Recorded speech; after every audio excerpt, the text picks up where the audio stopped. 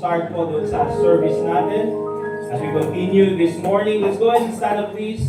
We'll have a word of prayer. Pagkatapos po niyan, we'll ask Brother RJ for our congregational singing. Let us pray. Once again, Father God, nagpapasalamat po kami for your protection. Thank you, Lord, dahil kahit po ganito ang panahon ay marami pa rin ang nakarating sa aming bahay-sambahan. Also, Lord, we thank you for protecting our city. Naglagay ka po ng Sierra Madre sa aming tabi. Ito po ang nagiging shield namin from the strong typhoons. But thank you, dear Lord, for your guidance to us. Thank you, Lord, for your mercy to us. We pray, Lord, that as we worship you this morning, we will set our hearts and minds into focusing only in one thing, and that is to give glory to you. Lord, help us through the Holy Spirit, Panginoon, nang sa ganun po ay matuto kami, dahil po sa iyong salita. Maawa ka po, Panginoon, sa amin. And I pray, Lord, that ikaw po ay malugod sa lahat po ng aming gagawin ngayong oras nito, ngayong service nito. Ang lahat po ng ito, pinapanalangin namin sa pangalan ni Jesus. Amen. Remain standing, please. Tawagin natin si Brother RJ.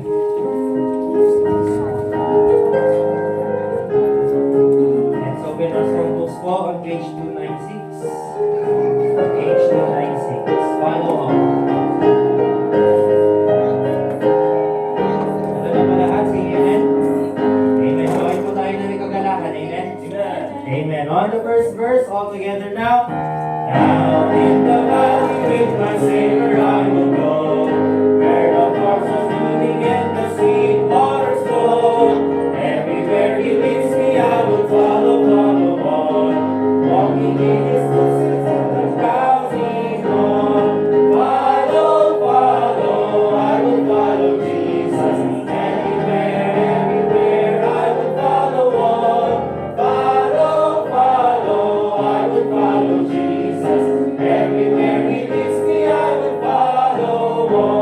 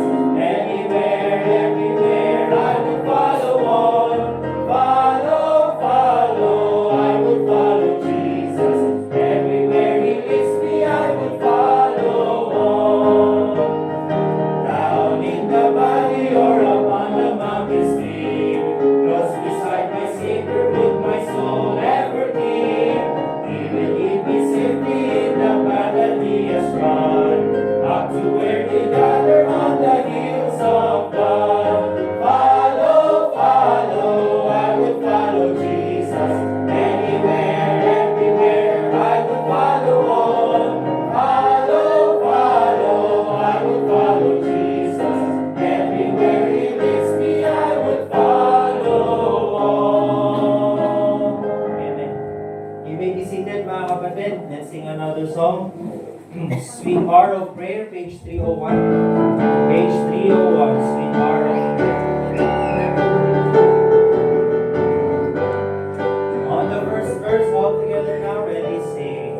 Sweet hour of prayer, sweet hour of prayer, that calls me from the burden of care, and leads me at my Father's throne, make all my wants and wishes known. In seasons of distress and grief, my soul has often found relief, and often escaped the tempter's snare. By thy return, sweet hour of prayer. Sweet hour of prayer, sweet hour of prayer, thy wings shall mine petition bear. To Him whose truth and faithfulness engage the waiting soul to bless. And since He bids me seek His face, believe His word and trust His grace, I pass on Him my every care, and wait for Thee, sweet hour of prayer. Sweet hour of prayer, sweet hour of prayer, may I thy consolation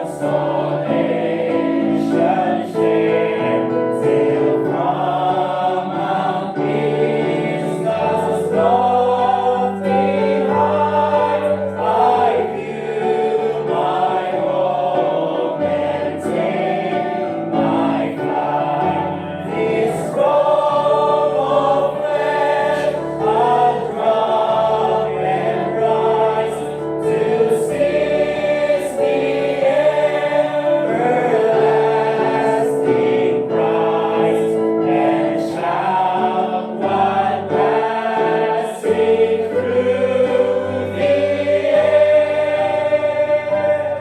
Farewell, farewell, sweet hour of prayer.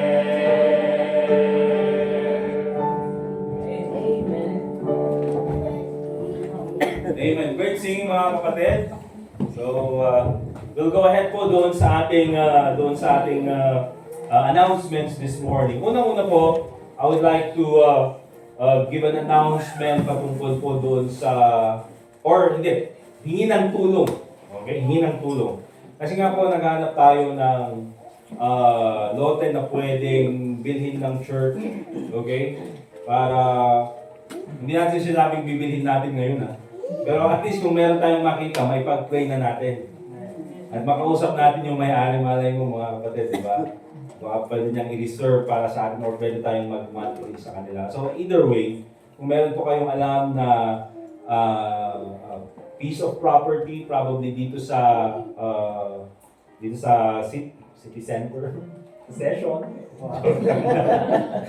Session, kuha tayo ng 1 square inch. Hindi. Di ba? Or kahit po sa outskirts. Di ba? Kahit na sabihin na nating outskirts, basta malawak. Okay? Kasi the way I see it mga kapatid, kahit na sabihin nating outskirts yan at mahirap puntahan, I mean, kung titingnan natin sa panahon ngayon, baka mahirapan tayo sa pagpunta sa church, baka mahirapan tayo sa accessibility ng location. But I believe mga kapatid, later on, God will bless you. You will have your own vehicles. church will have their own, mas marami pang sasakyan so that we can go around Baguio City. Kaya kahit po sa outskirts, kung pwede natin gawan ng paraan, gagawan po natin. Okay? By the grace of God. Kaya kung meron po kayong alam na nagbebenta, kinausap ko na yung may-ari ng mga building na yan. Hindi, joke lang. Okay? Pero kung may alam kayo na nagbebenta, sabihin niyo po sa akin para pwede natin may pag-pray and pwede natin makausap yung owner. Okay? So yun lang naman mga kapatid. Secondly, later on this afternoon, meron ngayong fellowship for the ladies and men. Ladies, meron kayong baby shower. Okay? Hindi po ito yung binyag ng baby ha. Baby shower yan. A blessing para sa kay baby Paz at baby Bastian. Wala pa si baby Bastian. Okay? So later on yun po. And then dun sa men naman, men later on gagawin natin, lahat kayo mag-practice mag-drive. Okay? Mag-practice kayo mag-drive. Ikutin natin yung Gibraltar hanggang meron kayong masagi. Pag may nasagi kayo, tama na. Hindi, joke lang. Okay, pero makapag-practice lang kayo. Alright? So yun lang naman po yung mga gagawin natin. Update lang po doon sa soul winning natin for the year of 2025. Praise God, meron na po tayong naabot ng Ebanghelyo na 633 people. Okay? Yun po yung alam natin na nag-profess ng pananampalataya kay Kristo. Yun yung mga nakausap natin na meron tayong sabihin natin positive feedback. Okay, when it comes to gospel preaching. So praise God for that. At patuloy pa po nating dagdagan hanggang December. Amen? Amen. So that next year, we will have another round again ng soul winning for the whole year. Okay? So yun lang naman po yung mga announcements natin today. We'll have one more song. And then, alam naman natin, dito sa church natin, we're very straightforward sa program. One more song, and then we'll go ahead sa preaching. Okay? Brother RJ, please. Page 304, mga kapatid, nothing between. Page 304. And sing all the verses from the first verse all together now. Nothing between my soul and the Savior. None of this world's elusive dream. I have renounced all sinful pleasure. Jesus is mine. There's nothing between. Nothing between my soul and the Savior. So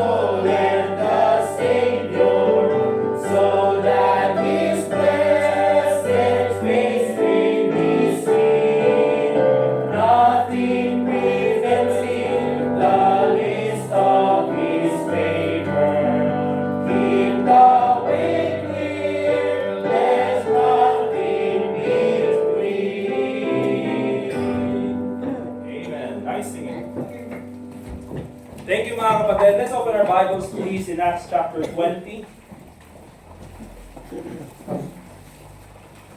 Let's open our Bibles sa Acts chapter 20.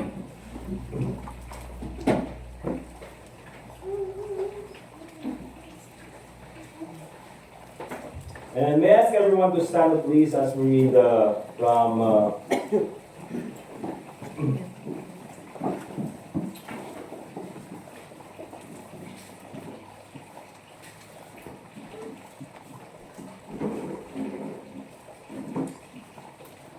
Okay, basahin po natin from verse 17 hanggang verse 34. Okay?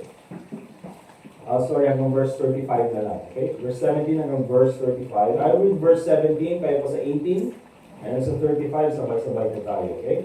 Acts chapter 20, verse 17, ang sabi ng Bible, and from Miletus, he sent to Ephesus and called the elders of the church. Verse 18. And when they were come to me, he said unto them, Ye know, the first day that I came into Asia, after what manner I have been to you at all seasons.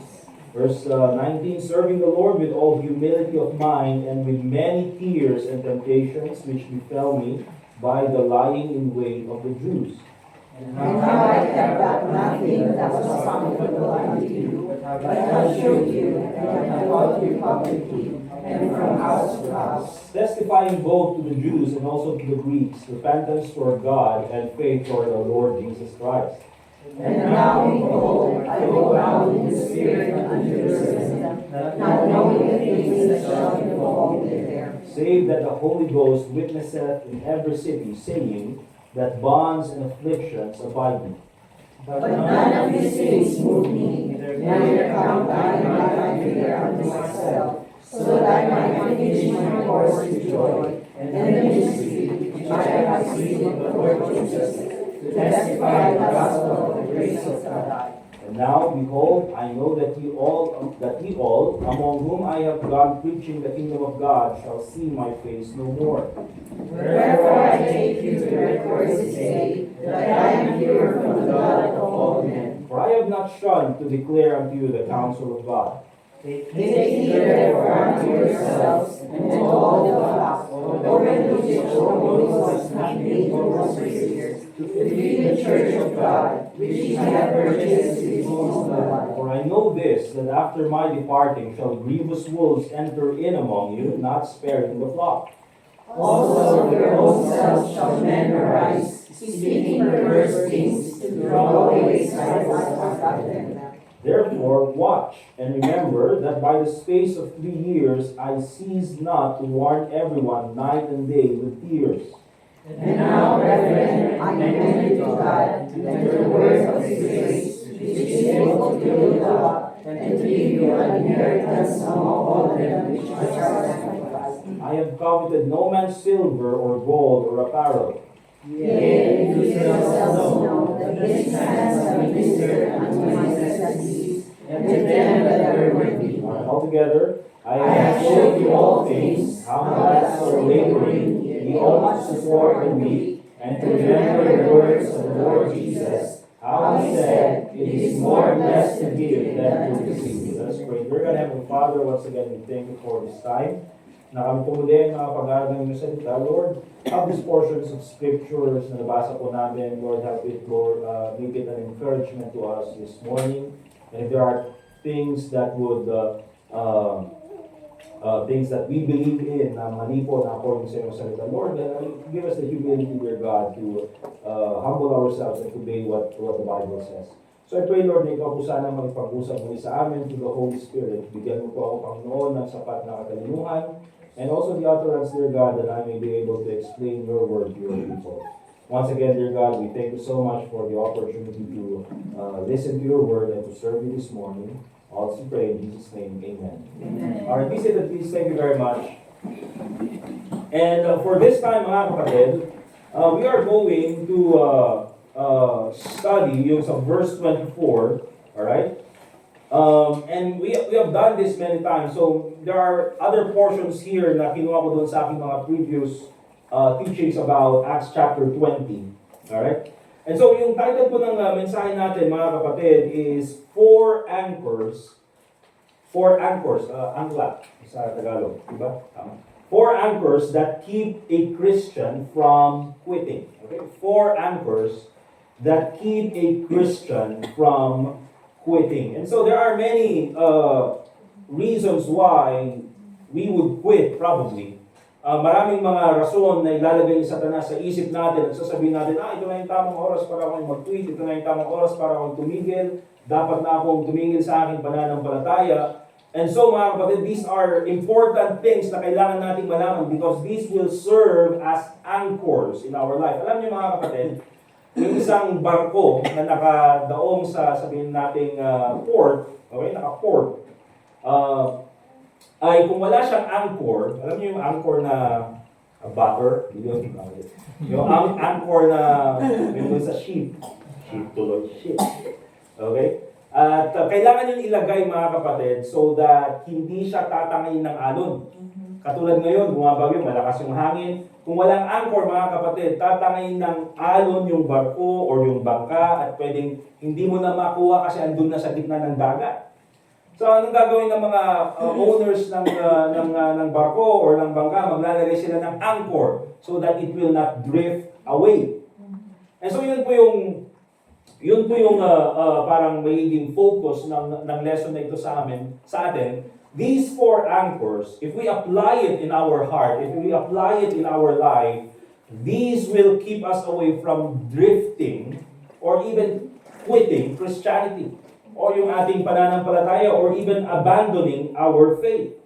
Now, tingnan po natin yung scene dito sa Acts chapter 20.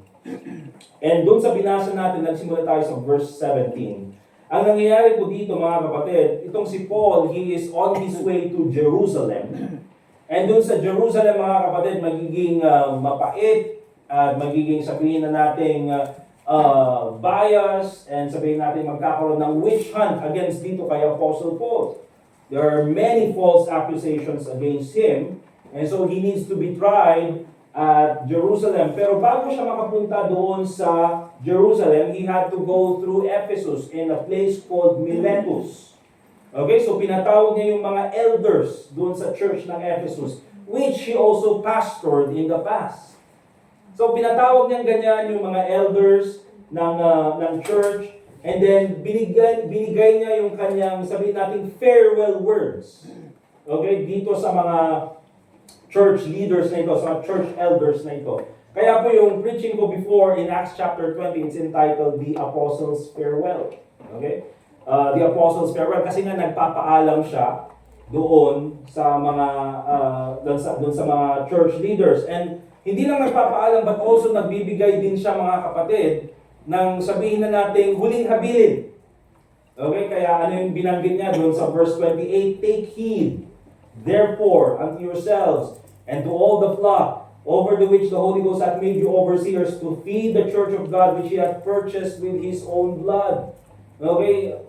Kailangan you have to pay attention to the people of the church, to the flock of God. Pakainin niyo sila ng tama. You preach to them the Word of God. Okay? So, binibigyan niya yung kanyang huling habilin. But also, He reminds them of the past. If you go to verse 19, tingnan niyo po, ang sabi ng Bible, serving the Lord with all humility of mind, and many tears and temptations which befell me by the lying in wait of the Jews. Okay? So, nung nagsimula tayo, diba sa verse 18, when they were come to Him, He said unto them, ye know from the first day that I came into Asia, dito sa lugar na to, after what manner I have been with you at all seasons, pinagsilbihan ko kayo, we served God together, and I served you with many tears. Sabi niya ganyan. Okay? But hindi lang yan mga kapatid, but also, yung kanyang kalagayan. If you go to verse 22, you will see here, now, behold, I go bound in the Spirit unto Jerusalem, not knowing the things that shall befall me there. Okay? Saying, dun sa verse 23, if you take a look at, the Holy Ghost witnesseth in every city, saying, that bonds and afflictions abide me. Ito yung situation ko ngayon. Now, I'm going to Jerusalem. I am bound. Hindi niya lang sinabing bound by the Spirit, but also it's talking about, because he's a prisoner here. and dinadala siya sa Jerusalem to be tried.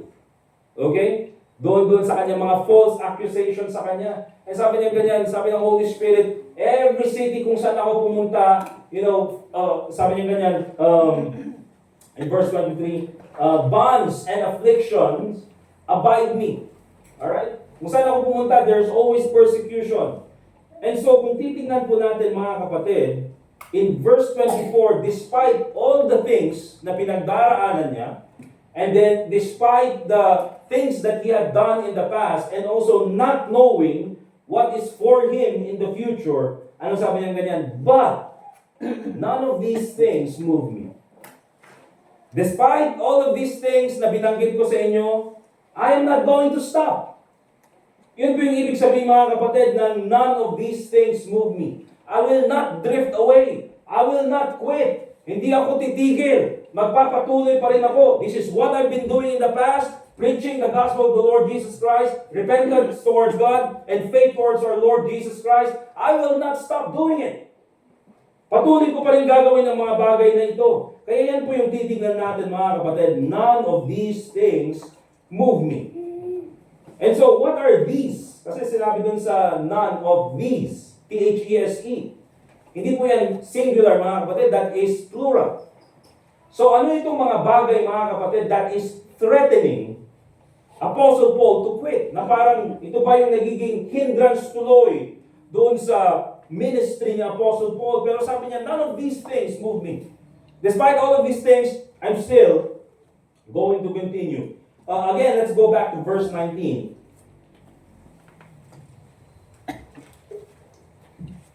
And we will see here the first hindrance or threat doon sa ministry ng Apostle Paul. Unang-una mga kapatid, nandiyan po yung mga problems. Okay, so verse 19.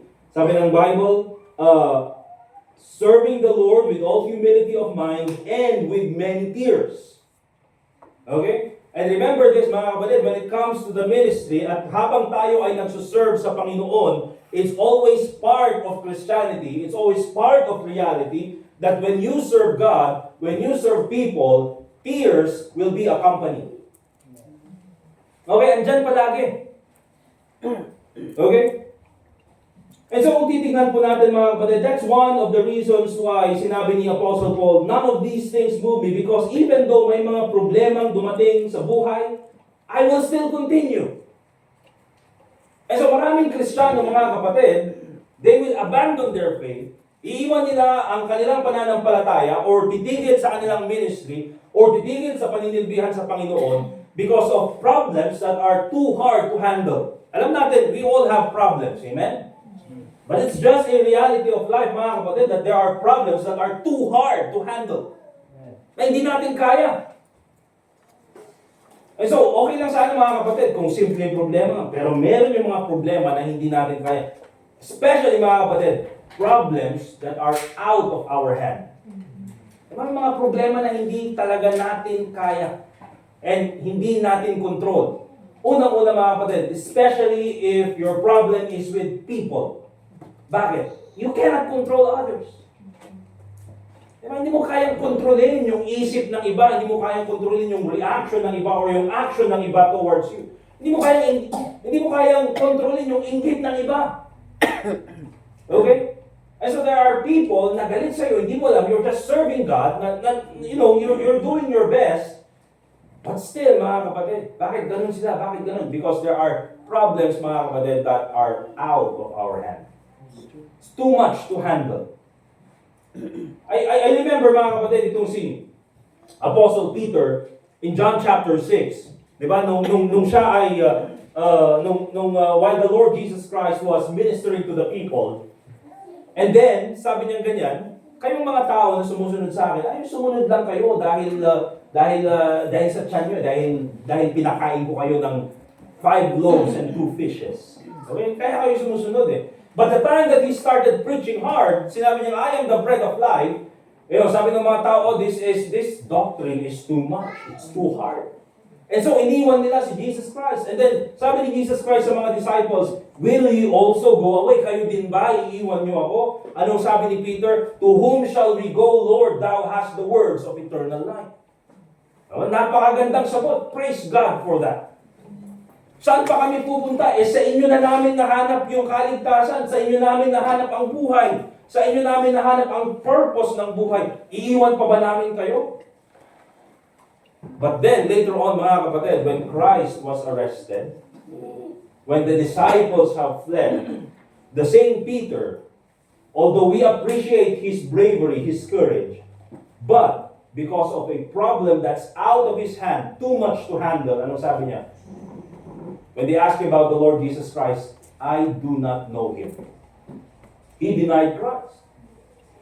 And so that's the reality, mga kapatid, na maraming Kristiyano, they will abandon the faith because of problems that are too much to handle. Hindi lang yan, mga kapatid, also because of persecution. Dun sa verse 19, if we go back again, sabi ng Bible, with many tears and temptations which befell me, and the Bible says, by the lying in wait of the Jews. See, there are so many false accusations na tinatapon sa akin. But still, mga kapatid, itong si Apostle Paul, he continued to serve God. Okay, and ang gusto kong makita natin dito, mga kapatid, is that despite the persecution, nagpatuloy pa rin siya. Okay? And despite the persecution from the people that he loved, nagpatuloy pa rin siya. Bakit? Kaya sabi niya sa Romans chapter 10, my heart's desire is that my brethren, sana yung kanyang mga kapwa Israelites, sana ay maligtas. Ganun yung pag-ibig niya, mga kapatid, sa mga kapwa niyang Jew. Pero, nung siya ay nagme-ministry, yung mga tao pa na gusto niyang pagsilbihan, sila pa yung nag-persecute kay Apostle Paul. But still, mga kapatid, none of these things move me. Hindi ako titigil. Titigil ako dahil lang sa'yo. Ang isipin nga natin, mga kapatid, here's the thing, di ba? Titigil lang ako dahil sa'yo. Kaya, ang Panginoon pinagsisilbihan ko, hindi ikaw. Okay? But ang gusto kong makita natin dito, mga kapatid, is that many Christians are willing to fight for their politics. Di ba? Pag Kristiyano yan, mga kapatid, kami, ipaglalaban kahit patayan. Pagka politiko, ipaglalaban kahit patayan. Kahit guilty na, ipaglalaban pa rin, mga kapatid. Diba? Ipaglalaban yan kahit patayan kung politika ang pinag-uusapan. Diba? Ipopost pa sa Facebook, ipaglalaban. Pero pag ang Panginoon, mga kapatid, pag pinersecute, hindi ipaglalaban. I see, that's the difference, mga kapatid. Maraming Kristiyano, they are willing to fight for their politics, but not for their faith. And there are many Christians, they are willing to fight for some petty things that don't even matter in life, but not for the faith. Sabi ni Apostle Paul, none of these things move me. Sabi pa niya ganyan, mga kapatid, in verse 22, if we go back. And now, behold, I go bound in the Spirit unto Jerusalem, not knowing the things that shall befall me there. We're talking about perils, dangers, not knowing. Hindi ko alam kung ano yung mangyayari sa akin. You see, mga kapatid, the feeling of uncertainty about the future can make Christians abandon their faith. Pagka hindi natin alam, hindi uncertain ako sa future ko. Uncertain ako, hindi ko alam. Kasi mga kapatid, likas sa tao, sigurista. Sige, susunod ako kung depende. Diba? Depende. Ano bang pinag-usapan natin? Of course, sigurista. Pero magtatrabaho ka, mga kapatid, hindi mo alam kung magkano yung sa job offer sa'yo. O ito yung job offer sa'yo. Walang nakalagay na sweldo. Siyempre, magkano sweldo? Wala mong tanungin, mga kapatid. But here's the thing, when it comes to spiritual matters, we walk by faith and not by sight. And understand this, mga kapatid, maraming Kristiyano, they think that it's as if it's a gamble to trust in God's will. Kumbaga, pag nagtiwala sila sa kalooban ng Panginoon, it's a gamble. Baka pwedeng okay, baka pwedeng hindi. Here's the thing, mga kapatid, if you can trust the Lord Jesus Christ with eternal life, why not your future? Why not your career? Kung yung kaligtasan mo o yung kaluluwa mo na pinaka-importante sa lahat, ipagkakatiwala mo kay Kristo, why not your future? Why not your career? Di ba? And so maraming Kristiyano, mga kapatid, for them, it's as if it's a gamble to trust in God's will when, kung titignan natin what the Bible says, and to many examples, biblically speaking, and doon sa testimony na alam natin, when you trust in God's will, hindi ka malulugi. Kumbaga, gusto kasi natin yung sigurado. Wala nang mas sigurado pa, mga kapatid, kung di yung kalooban ng Panginoon. Ito kasi sigurado ito. Hindi ba mas sigurado yung sa kalooban ng Panginoon? Hindi ba mas stable ang Panginoon? Hindi ba mas maraming provision ang Panginoon? Hindi ba unlimited ang Panginoon? Perils, mga kapatid, it did not stop itong si Apostle Paul. None of these things moved me. Also in verse 33, anong sabi niya ganyan? I have coveted no man's silver or gold or apparel. Okay? Well, I did not. Hindi ko. I serve as a pastor of this church. I serve as a minister of your church. Pero kailanman, I did not covet what you have. Okay? And what I would like to show here, mga kapatid, is even prosperity. It did not stop Apostle Paul. Okay? Hindi yun yung naging rason para tumigil siya po. See, many Christians, mga kapatid, kapag sa hirap ng buhay, they cling to God. Na as if lahat ipapanalangin sa Panginoon at hihingi ng tulong sa Panginoon, they will spend time with the Lord Jesus Christ. Pero pag andyan na yung blessing ng Panginoon, pag binigay na ng Panginoon yung pinapanalangin nila, pag binigay na ng Panginoon yung gustong-gusto nila, they end up worshiping the blessing and not the one who gave the blessing. Okay? And that's just the perspective of the Apostle Paul. Okay? Gusto ko kayong lahat lumago, sabi niya ganyan, but I have never coveted your silver or your gold or your apparel. And it's the same thing, mga kapatid, dito sa church. Gusto ko sanang lumago yung mga members dito, hindi po para magbigay kayo ng marami sa church. But unang-una, mga kapatid, first of all, gusto kong lumago yung kaluluwa ng bawat isa sa atin. Okay? And also, verse 34 and verse 35. Yeah, ye yourselves know that these hands have ministered unto my necessities. You know the reason why I did not covet your gold and silver and apparel? Kung meron man akong pangangailangan, sabi ni Apostle Paul, kung sabi niya ganyan, these hands have ministered unto my necessities. I work. Nagtrabaho ako so that I will not covet your silver or gold or apparel. And alam niyo yan. Nakita niyo kung paano ako nagtrabaho, not only for my needs, but also for the needs of my fellow preachers. I'd like to show you, mga kapatid, that even his profession, okay, did not hinder him from serving God. Yung kanyang trabaho, what's his job, mga kapatid? His job, first of all, is to preach the gospel. Pero he also needs na magtrabaho para sa pangangailangan niya. Okay? And so, he became a tent maker. Isa sa mga skills niya. Gagawa ng tent, and of course, ibebenta. Natin lang kung paano ginagawa. Minsan, imagine ko lang paano ginagawa ni Apostle Paul. Diba? And yung panahon na yun, di ba siya pwedeng pumunta lang doon sa 5 cents up, umorder ng tela, gagawa ng tent. Di ba, ganun mga kapatid. Probably may ganun. Pero I think during those times, mahirap maghanap ng tela, so gagawin mo pa. Probably leather or sheepskin or ewan ko mga kapatid. Baka may regular special siya na, baka may promo siya, rainy day promo, 10, kailangan mo ngayon yan, naka-sale, October. Diba?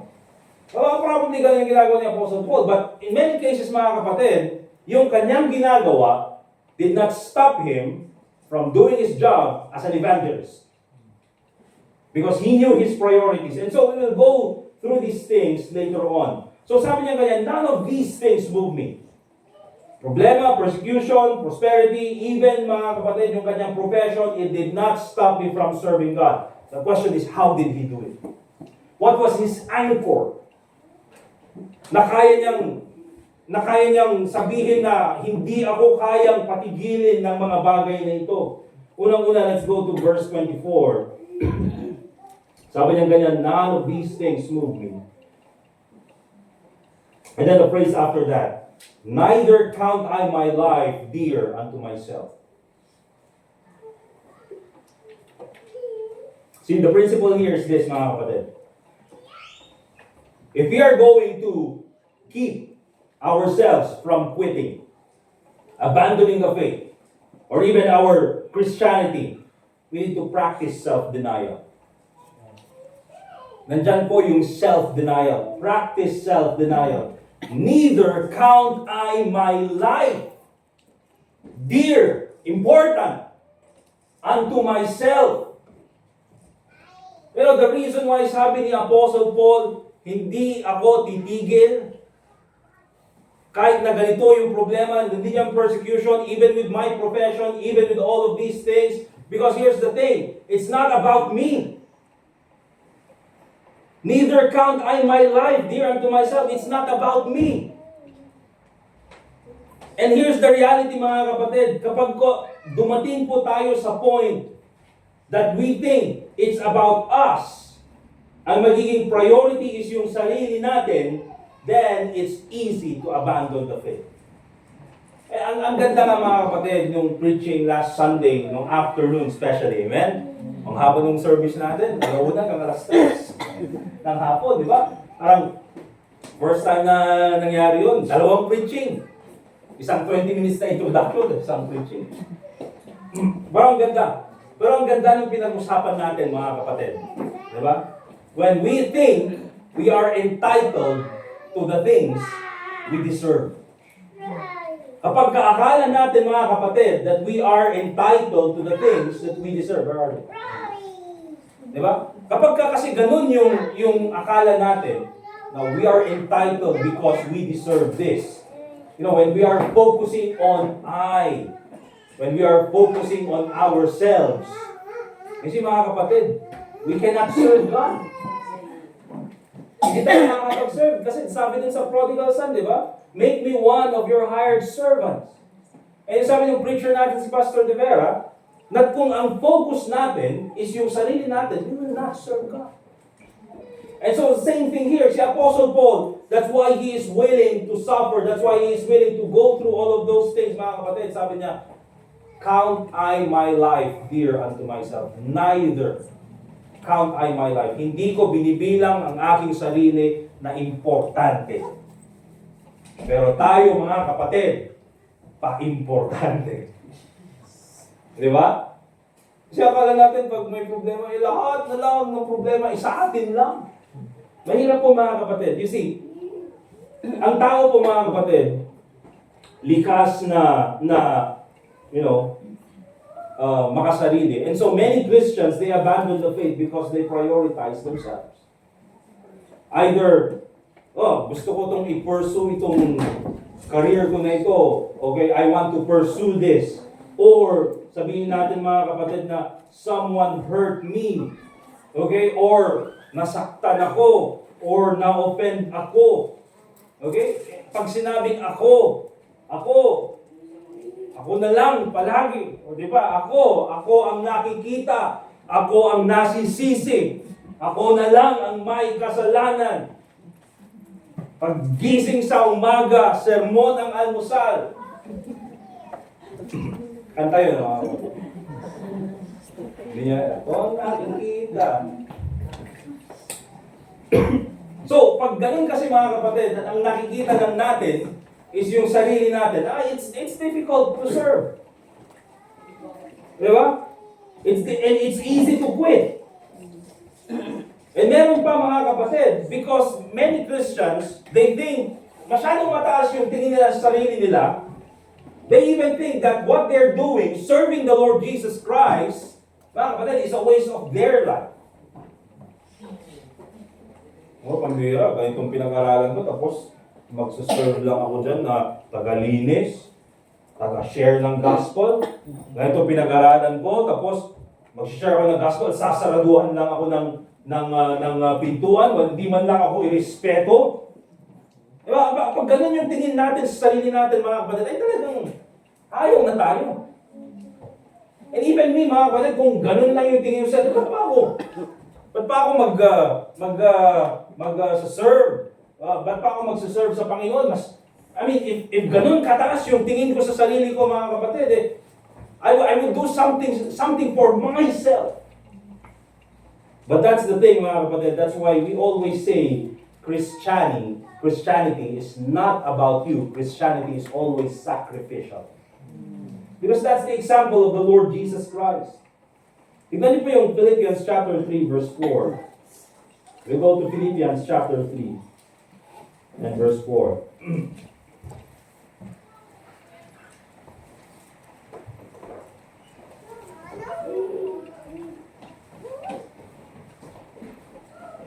Philippians chapter 3 and verse 4 to 8, the Bible says, though I might also have confidence in the flesh, if any other man thinketh that he hath whereof he might trust in the flesh, I more. Sabi niya ganyan, kung merong mang may ipagmamayabang sa mga worldly, secular achievements in the flesh, akala nyo kung kayo merong ipagmamayabang, sabi niya, I more.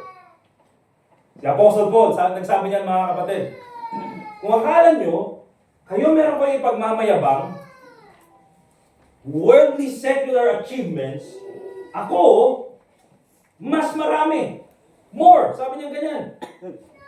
And what are those things? Sabi niya, circumcised the 8th day of the stock of Israel, of the tribe of Benjamin, and Hebrew of Hebrews. He was very, sabihin na natin, a devoted religious believer doon sa kanilang Judaism.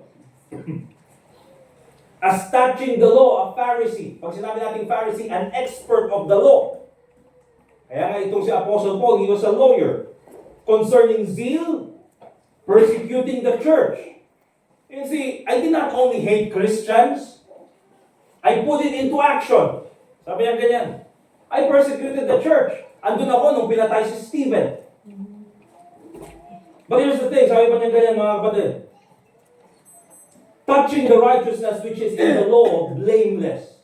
Pagsunod sa utos, 10 Commandments, wala kayong masasabi sa akin.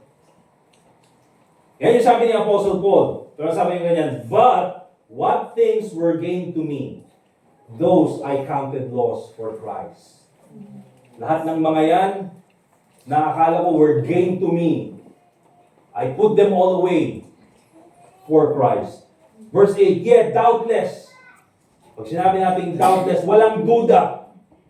Doubtless, and I count all things but loss for the excellency of the knowledge of Christ Jesus, my Lord, for whom I have suffered the loss of all things, and do count them but dung, that I may win Christ. Ano makikita niyo dyan, mga kapatid? All the secular achievements, worldly achievements na nakuha ni Apostle Paul, all of those things, he compared it to nothing but meaninglessness so that he can have the Lord Jesus Christ. He had the right priority, mga kapatid. Iniwan niya lahat ng yun. Kaya I understand yung sinabi niya sa Acts chapter 20 verse 19. Wherein yung sinabi niya, serving the Lord with all humility of mind and with many tears. How would the Apostle Paul go through those many tears? Na ang dami niyang pinagdaraan ng problema. Many tears. Mga kapatid, despite doon sa kung anong achievements niya, it all boils down to humility. Serving the Lord with all humility of mind. So mga kapatid, if we are going to anchor ourselves at para hindi tayo mag-quit or abandon our Christianity, we have to practice self-denial. Okay? We have to practice self-denial. Huwag yung sarili natin ang inuuna natin. Lahat po ng kung anong meron sa atin, mga kapatid, your salvation, your life, even this ministry, your prosperity, your profession, your career, and everything you have, mga kapatid, comes from God. You know what that means? It's not about you, it's about God. Secondly, mga kapatid, so that we will have this anchor, na hindi tayo, we will not drift away into abandoning our faith or even quitting Christianity. Going back to verse 24, sabi niya kanya, neither count I my life dear unto myself. And then sabi niya, so that I might finish my course with joy. So that matapos ko yung aking kurso, yung aking, pag sinabing course dito, yung sa isip ni Apostle Paul, he's thinking about a race. A marathon race na kailangan tapusin. Okay? And the only way that you will have joy is to finish that race. Okay? Is to finish that race. And so si Apostle Paul, mga kapatid, he had this life wherein he views it as a race, an endurance race, a marathon. Pero here's the thing, he wants to finish it. And so if we are going, mga kapatid, na magkakaroon tayo ng resolve in order for us to not quit or not to abandon our faith, we want to have the aim or even the aspiration to finish our course. Diba? We have to finish our course. Hindi man natin natatapos pa ngayon, but at least we have that aim, we have that desire, we have that aspiration to finish our course. Because here's the thing, mga kapatid, kung wala po tayong goal sa buhay natin, wala pong direksyon ng buhay. That's a basic thing na dapat meron sa ating bawat isa, Christian or not. You need to have a goal so that you will have a purpose. If you have a purpose, you will have a meaning in your life. And if you have something, you have a goal, mga kapatid, merong direksyon ang buhay mo. Nalikat ka kabsat, iti tao nga awan kay direksyon na itibiyang. Inyawag na di ay. Okay? Kumbaga, parang, alam niyo yung, ano kayo? Ganito na lang, gamitin na natin. Diretsuin na natin. Tampay! Diba? On direction na ito ba? Agling tagsama. Agistambay na yan, tiposte. Hindi apugan ni Jay. May doon kasi sa apugan noon, hindi pa na reconstruct. May poste doon malapit sa kalsada at doon nakatambay na. Pag may nakita na silang, may bababa sa jeep na may dalang grocery, agino na, tulungan. Tapos na ba, makaunong da. Binigyan ng 10 pesos, 20 pesos. May nag-deliver ng ang tawag doon, darat, buhangin, may nag-deliver ng buhangin, ito yung magkatod. And then, pagkahapon mga kapatid, pagka nakaipon na silang ganyan, pag-uurnungan lang eh. Magkano nakakwenta natin ngayon? 200, pito sila doon mga kapatid pwede na tayong mag-inom. Isang aramay ganda. But here's the thing mga kapatid, the reason why ginamit ko yun is this. Yung mga kilala kong tambay noon, hanggang ngayon tambay pa rin. Bakit? Walang direksyon eh. Kasi nga i-adjay lang niya.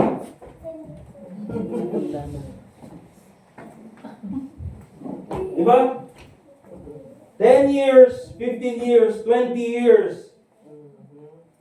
Naglalakad naman, pero they're staying at the same place.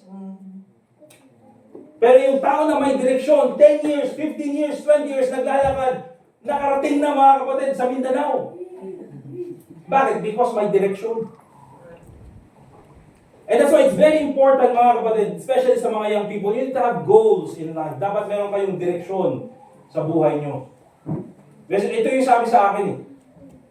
Ito yung sinabi sa akin. Sikat na ngayon, pero nung lumabas ito, parang wow, corny, pero gusto ko yun. Ano yung quote na shoot for the stars or reach for the stars, and if you fail, you end up in the moon. O, diba? Pero at least, kaya ang gusto ko talaga nun, tulad ng sabi ko mga kapatid, maging astronaut. Kasi nga, reach for the stars. At least kung mag-fail, at least nandun ka sa moon. Alright? But that's the thing mga kapatid. Sa mga young people, you need to have a direction in life. Dapat may goal. There's something that you want to be in the future. Okay? At kung meron man, dapat mga kapatid, it should be guided by... Kasi meron din yung iba kasi, ano gusto mo maging sa future? Ay, gusto ko maging leader ng sindikato. Ganyan. Huwag naman. Diba? Napanood niya yung Godfather eh. 12 years old, napanood niya yung Godfather.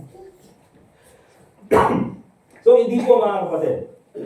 But it's very important na meron tayong goal in life. It's very important na meron tayong, direction sa buhay. Pag wala tayong direction, it's easy to quit. That's why si Apostle Paul, mga kapatid, kahit ang daming problema, persecution, andyan yung prosperity, andyan even yung kanyang profession, he did not stop. Bakit? Because there's a goal that I have to finish. There's an aim na kailangan kong tapusin.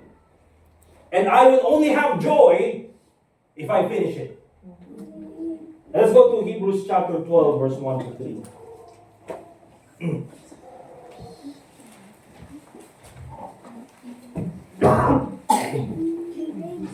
Hebrews chapter 12, verse 1 to 3.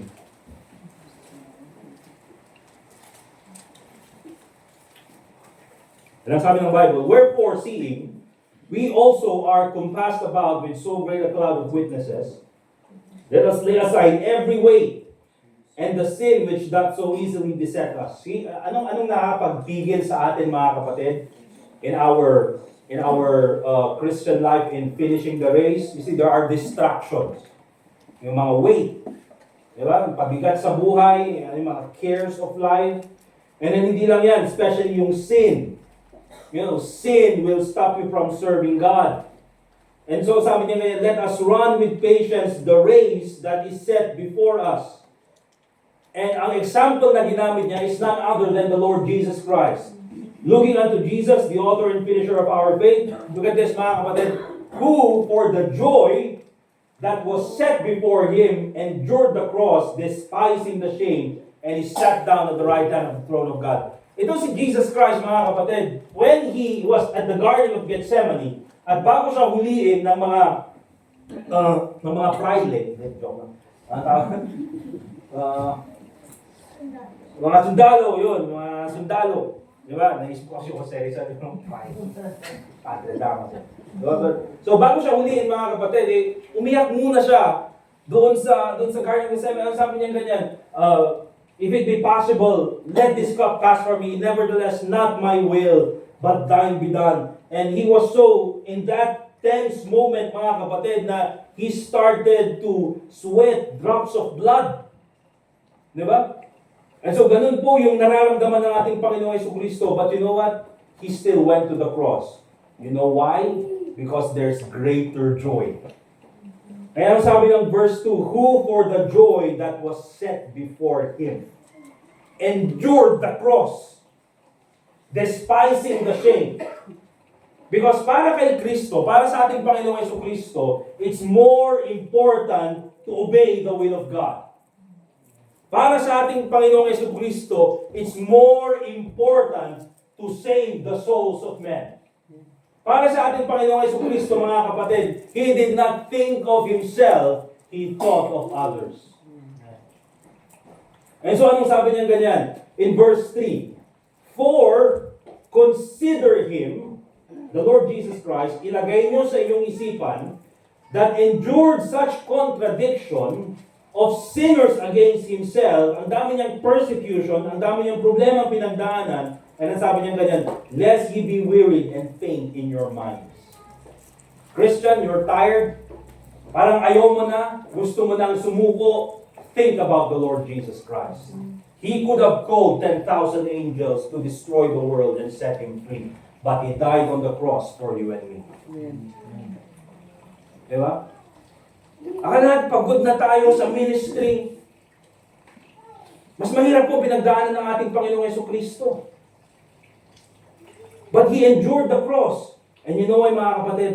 I believe dyan po pumapasok yung term na ginagamit natin ngayon, delayed gratification. Okay? Delayed gratification. Ang gusto kasi ng tao, mga kapatid, ngayon na, enjoy ngayon. Enjoy ngayon. Di ba? But even in the scriptures, nandyan na yung idea ng delayed gratification. Pag sinabi natin delayed gratification, the ability to resist the temptation of an immediate reward in favor of a more valuable or larger reward in the future. Kumbaga is, ang sinasabi ng delayed gratification is this: you can have the reward right now, you can enjoy now, but if you can endure more right now, you will have more reward in the future.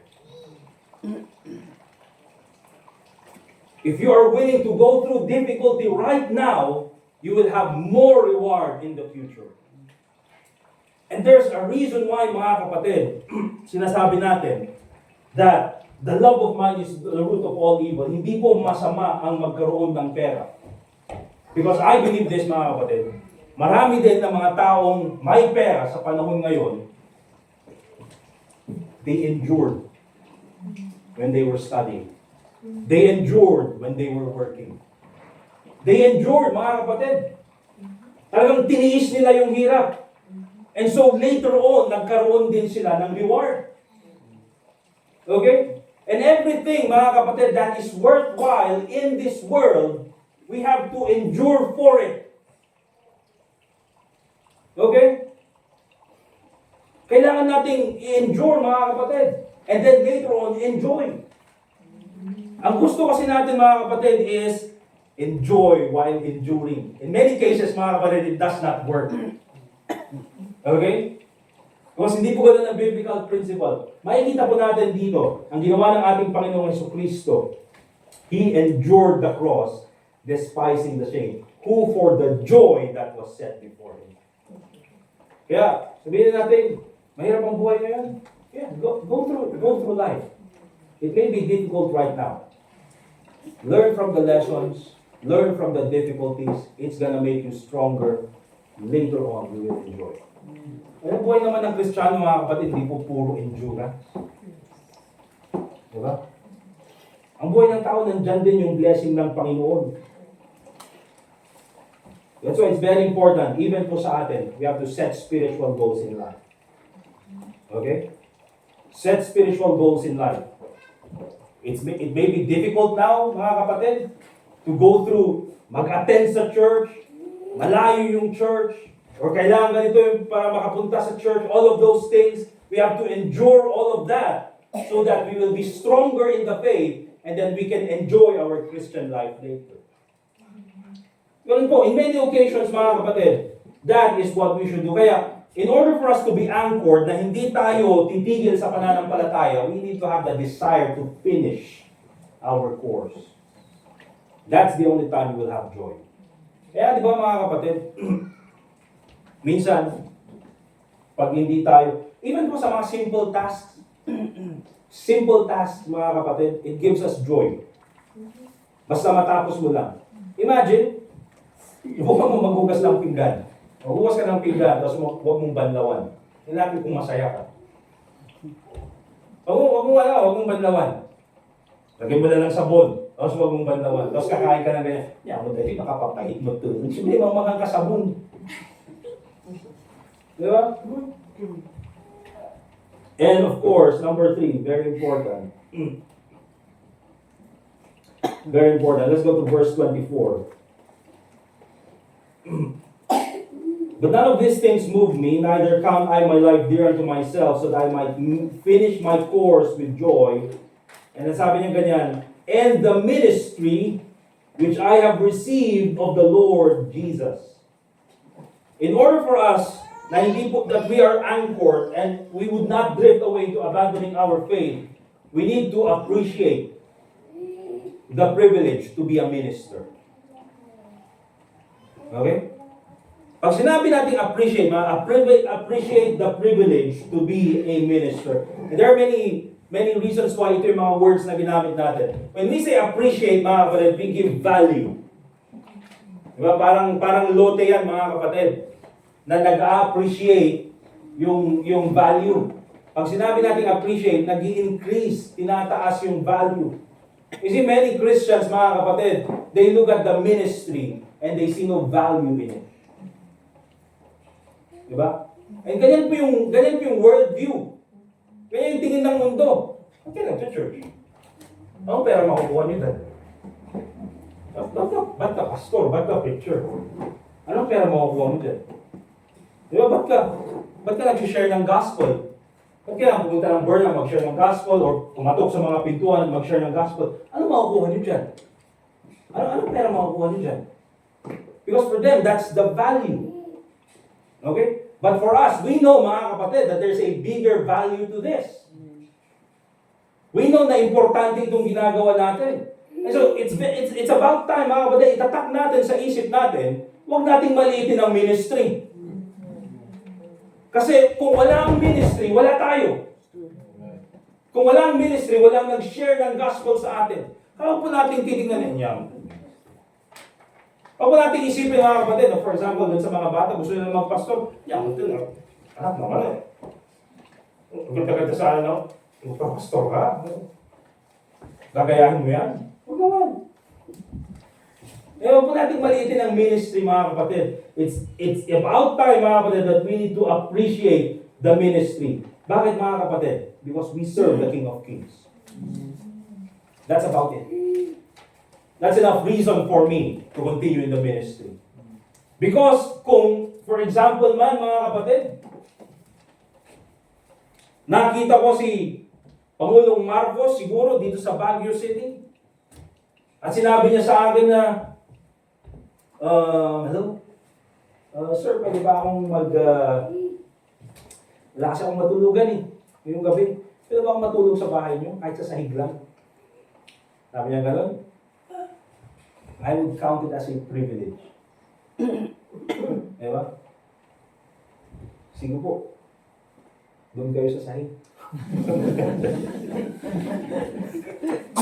Siyempre, mag-prepare kayo. It's a privilege. Kaya yung presidente, nakitulog sa bahay namin, picture-picture mo ta, wala ko na kasa.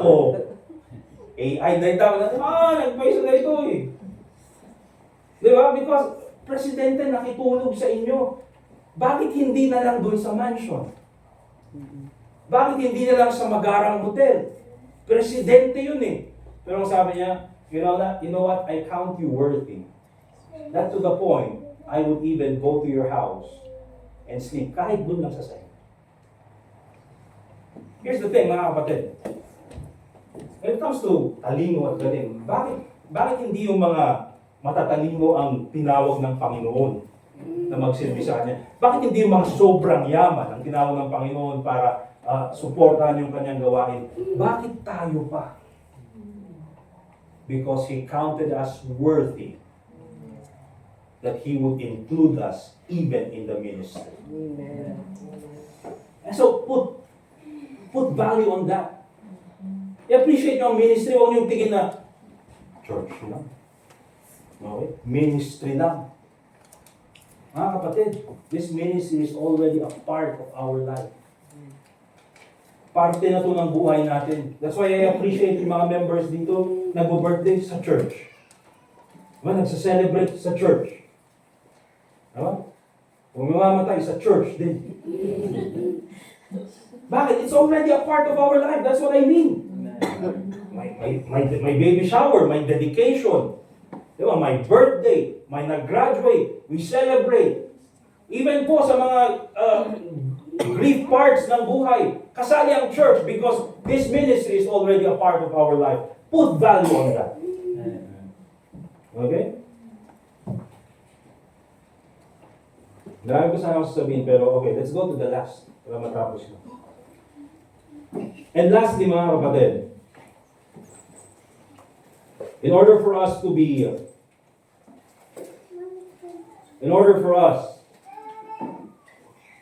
Idagdag ko na lang. Punta tayo 1 Timothy chapter 1, verse 12 to 13. Para kung ilagay natin ito sa isip natin. Again, appreciate the privilege to be a minister. Privilegio. 1 Timothy chapter 1, verse 12 to 13. Akala siguro natin, paano ko gagamitin ng Panginoon?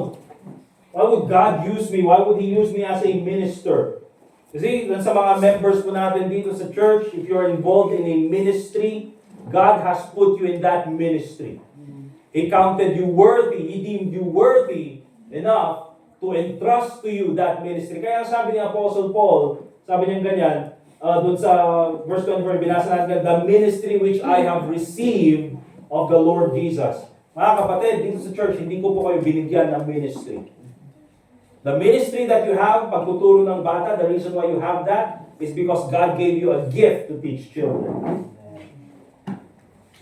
The reason why you can teach and preach is because God gave you a gift to teach and preach. And for whatever ministry na ginagawa natin, sa music, being a mother, being a supporter to the church, dun sa mga ginagawa natin, pagtuturo ng bata, pag-share ng gospel, that ministry that we do, you have received that from God, not from me. And kung yan natanggap mo sa Panginoon, please put value on that ministry. Hindi basta-basta yung nagbigay sa iyo niyan. Buti sana kung ako lang. Binigay ito ni Pastor sa akin ng ministry. Oo, pansinin, ako lang naman eh. Pero binigay yan ng Panginoon sa iyo na ministry. So, 1 Timothy chapter 1, verse 12 to 13, ano sabi niya? And I thank Christ Jesus our Lord, who hath enabled me, for that He counted me faithful, putting me into the ministry. At ganito ang pagkatao ni Apostle Paul before, who was before a blasphemer and a persecutor and injurious, but I obtained mercy because I did it ignorantly in unbelief. Kung si Apostle Paul, mga kapatid, kayang gamitin ng Panginoon despite sa kanyang nakaraan, pwede po tayong gamitin ng Panginoon. Amen? At ganito, mga kapatid, as smart, as intelligent the Apostle Paul was, hindi yun yung naging basehan ng Panginoon, kaya siya linagay sa ministry. Anong sabi niya ganyan? He counted me faithful, putting me into the ministry. Kasi mga kapatid, ang Panginoon po, when it comes to the ministry, hindi po mataas ang requirement niya. Ang requirement po ng Panginoon is pangmasa. Kasi alam natin, hindi po tayo lahat matalino. Hindi po tayo lahat talentado. Pero all of us can be faithful. So anong sinabi ng Panginoon? Sabi ni Apostle Paul, He counted me faithful. Nakita niyang faithful ako. That's why He put me in the ministry. Okay? So put value on the ministry that God has given you. Appreciate the privilege to be a minister. Okay? Huwag niyo pong maliitin yung sarili niyo na, nagsiserve lang ako sa Panginoon. Ministry lang ako. It's a privilege to serve God. Si Apollo Kibuloy nga, pinagmamayabang niya, tayo pa kaya? Mahiya naman siya. Diba? And lastly, mga kapatid, very important, obey the commission to share the gospel. Obey the commission to share the gospel. You see, itong si Apostle Paul, he had a very specific ministry which he had received from the Lord. Ano sabi niya ganyan? To testify the gospel of the grace of God. But none of these things move me, neither count I my life dear to myself, so that I may finish my course with joy in the ministry which I have received the Lord Jesus, to testify the gospel of the grace of God. Si Paul po, binigyan, mga kapatid, ng utos, ng commission to share the gospel of the grace of God. Sabi ng Panginoon about kay Paul, He is a chosen vessel unto me to bear my name before the Gentiles and kings and the children of Israel. That's why si Apostle Paul, he shared the gospel to the Gentiles, to the Greeks.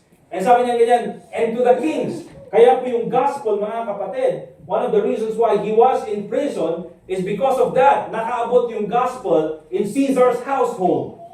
Imagine, yung gospel nakarating sa Malacanang. Imagine yung gospel nakarating sa tahanan ni Caesar because of the Apostle Paul. And of course, to the children of Israel. Now, ganun din po tayo. Hindi po tayo si Apostle Paul. But remember this, we are also commissioned to share the gospel. Sabi ng Bible, ye shall be witnesses Okay, tayo po, hindi man natin nakita mga kapatid, ang buhay na Kristo, hindi man natin nakita in person, but we know it according to the testimony of the Scriptures, testimony of the disciples, and nakita po natin mga kapatid kung paano tayo ililigtas ng Panginoon, and because of that, we are a witness of the Lord Jesus Christ. At yan po yung sinasabi natin, we share the gospel to others. Ye shall be witnesses unto me both in Jerusalem and in all Judea and Samaria and unto the uttermost part of the world. We need to perform it because it was God who gave us this commission. And there's a reason why sinasabi ko ito mga kapatid. Okay?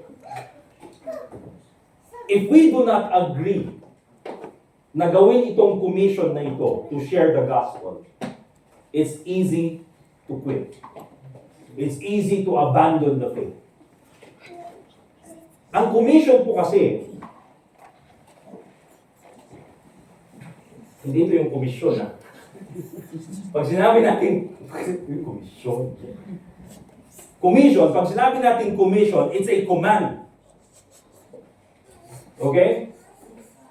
And katulad ng isang sundalo mga kapatid, because it's a commission, he would have to finish that job because it was given to him a commission from the general or from the superior. So kahit may kalaban, he has to finish it. Kahit umuulan, sige pa rin. Kahit may sakit, gagawin pa rin. Nabaril na at nasugatan, sige pa rin. Bakit? Because we have to finish the job. Tsaka rin ang pwedeng sabihin, mission accomplished. Kasi ganun din tayo mga kapatid. Maraming Kristiyano, hindi natin, it's easy for them to quit Christianity or even to abandon the faith because they don't even agree on finishing God's commission, which is to share the gospel of the Lord Jesus Christ. And here's the thing mga kapatid. The reason why sharing the gospel is an anchor, very specific ito. Sharing the gospel is an anchor para hindi po tayo biglang mag-quit sa ministry or iwanan ang pananampalataya. The reason why sharing the gospel is an anchor for us is because of its eternal value. Yung eternal value. Mga kapatid, eternal value. And let me say this. When you realize the eternal value and the impact of sharing the gospel, mga kapatid, it's difficult to quit. Pag na-realize mo mga kapatid, na maraming tao pupunta sa impyerno if we stop sharing the gospel, it's easy to quit. If you realize mga kapatid, that maraming tao hindi makakaparin ng gospel if we stop supporting missions, it's easy to quit. But if we take a look at the eternal value ng ginagawa natin, we have to continue. Despite the persecution, despite the problem, we have to continue. Mga kapatid, let me tell you this. There are other things in our life that are important. Academics, pag-aaral, importante po yan. Our jobs, our careers, importante po yan. Lahat ng ginagawa natin, our hobbies, for you that's important, importante po sa atin yan. Yung pusa mo, importante yan. Aso, importante siguro. Your pets, importante sige. But here's the thing, mga kapatid. As important as they are, they have a temporary value. Diba? Career pwedeng mawala. Academics pwedeng mawala. Tulad sabi ko, AI can replace you. Diba? Everything we have that we hold dear, nakala natin yun na yung importante, they have a secular value. And so, sharing the gospel, mga kapatid, and supporting missions, this is the thing we do, this is the thing you do, that has eternal value. Now, marami sa atin, meron na po tayo mga temporary value na nagawa. Importante sa atin yan. But let me ask you this. How much have you done when it comes to eternal things? Kaya po mga kapatid, dito sa ating church, our church is not only going to exist for the sake of existing. Okay? We are not going to exist for the sake of at least my church. Or sinumulan kasi yung church, kaya dapat may church, magpatuloy dapat yung church. We're not going to exist, mga kapatid, just to buy a property. Remember that. We pray to God na sana magkaroon tayo ng property. But remember this, mga kapatid, having a property only has a temporary value. Magkaroon ng church facilities, church building, praise God kung meron man, but that only has a temporary value. You know what has an eternal value? The souls of men.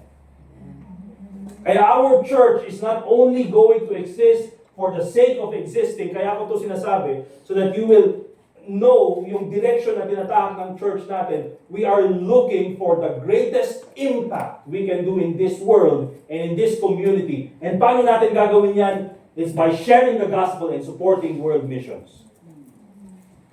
If we are going to have an eternal value, yun po yung gagawin natin. Amen?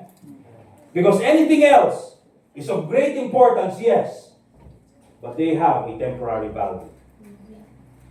And so what we look for is the greatest impact and the greatest influence and the greatest thing that we can do to have eternal value is to focus on the souls of men. Now, kung nakita po natin yung katotohanan na yun, we see the eternal value of the souls of men. It's difficult to quit. Amen? That's why this church will continue having that goal in mind. And so that's why it's very important, mga kapatid, the 4 anchors that keep a Christian from quitting. Practice self-denial. It's not about you, it's about God. Finish your course. Karoon ka ng direksyon sa buhay. And appreciate the privilege to be a minister. Put value on you being a minister of God. And obey the commission to share the gospel. Amen? Let us pray. Dear God, Heavenly Father, once again, we thank you for this time that we can listen to your word. Salamat po, Panginoon, sa mensahe ang napakinggan. I pray, Lord, that once again, ikaw po ang patuloy na makipag-usap sa bawat sa amin. All things we have learned, dear God, please give us the humility, Panginoon, nang sa ganun po ay ma-apply po namin ang mga ito sa buhay namin. Tulungan mo po kami, Panginoon, sa aming mga pagkukulang, sa aming mga pagkakamali. At nawa po, Panginoon, I pray that you are going to bless each and every one of us this morning. Again, as we continue to pray, as we have this invitation, Panginoon, Lord, I pray that you will answer the prayers of those who will pray towards you. Tulungan mo po kami, Panginoon, na sa ganun po ay hindi po kami tumigil sa aming pananampalataya. Lord, help us be anchored through these 4 principles in your word and in the faith. Lord, help us to be a good Christian and help us focus on the eternal value of the things that we see in this world. So, salamat po, Panginoon, sa iyong kabutihan sa amin, and also pray in the name of the Lord Jesus Christ. Let's continue to pray, mga kapatid. Again, may I invite you to come here in front and pray. Meron po tayong dapat ipag-pray sa Panginoon. Lapit po tayo at manalangin po tayo. There are commitments that needs to be done. Sige po, manalangin po tayo. There are things that kailangan po natin ilapit sa Panginoon. Let us pray. Sige po. Come join us, Sarah.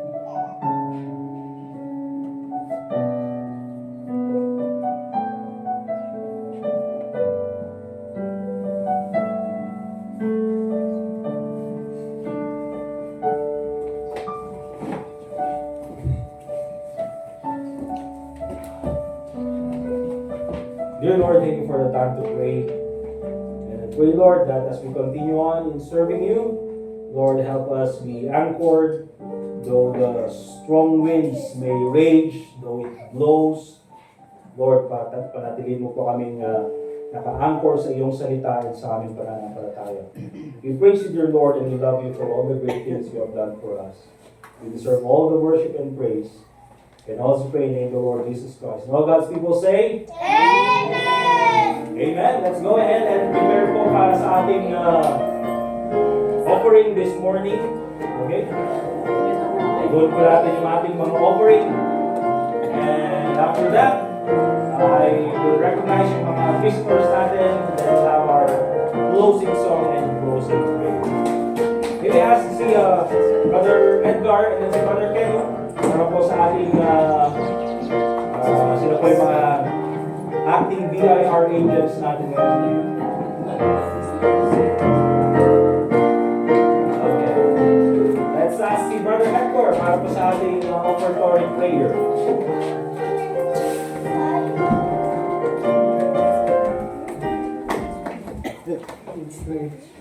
Lord, thank you that we can worship you together this morning.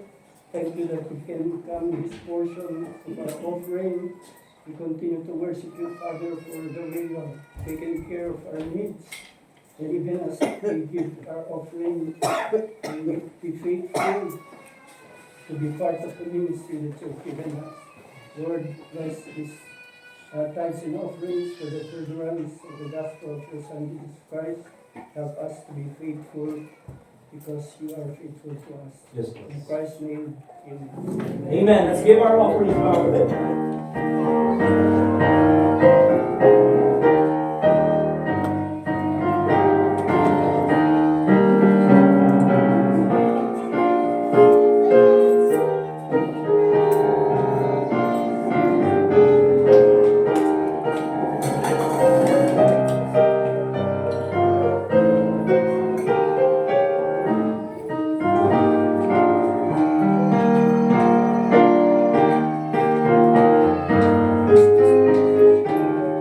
Once again mga kapatid, thank you po sa presensya ng bawat isa. Thank you for being here despite the weather. At buti na lang pumunta kayo kasi hindi pala ganun kalakas. Amen? Diba? Kaya-kaya pala. But we're also thankful dahil meron tayong mga kapatid na nakabisit sa atin this morning. Marami sila ay nandito and they are first-time visitors. Nandyan si Jillian. Natin ni Jillian. Nandyan siya sa likod. Thank you for coming. Kapatid ni Jillian. Natin ni Jillian. Nagkami dun? O talaga niya. Tala. Ito si Ma'am Evelyn. Ma'am Evelyn. Yes. Nanang ni Sister Jillian. Thank you, Ma'am. Tata kayo. Adamot ni Flavor. Flavor. Diyan. Sir, thank you. Tata ka. And then ni Joaron. Joron. Okay, thank you very much, Tanda kayo. Let's shake hands with them, mga kapatid, later on. Please don't leave the church na hindi nyo sila na-shake hands. Kakwentuhan nyo sila, ikwento nyo yung nangyari sa buhay nyo in the past. Kakwentuhan nyo sila, say hello, say hi. We'll have our fellowship later on. And then, ang gagawin na po natin, let's all stand up and we'll sing our closing song. And sa ating pong closing prayer, we will ask na lang si Brother Larry, okay? Song number 314. Let's sing More Love to Thee. Song number 314, More Love to Thee. Alright, all together in the first stanza. More love to Thee, O Christ, more love to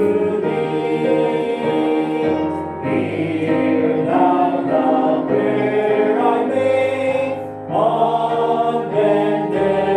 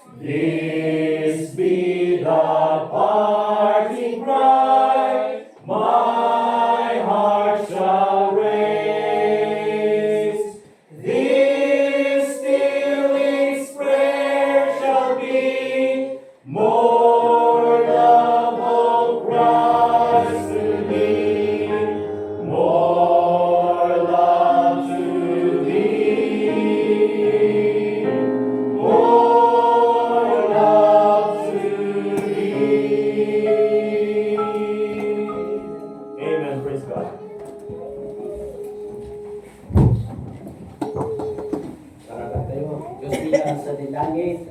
Thank you manan itirat ko nga nalpas na panagdaya ti balay ti kamarag mo. Thank you sa itimensahe ng kami nangigan. Thank you itimensahe ron ka kaususaran. Thank you mat karagiti kakabsat na naayat na imay simbang bay ng makipagdaya para kami.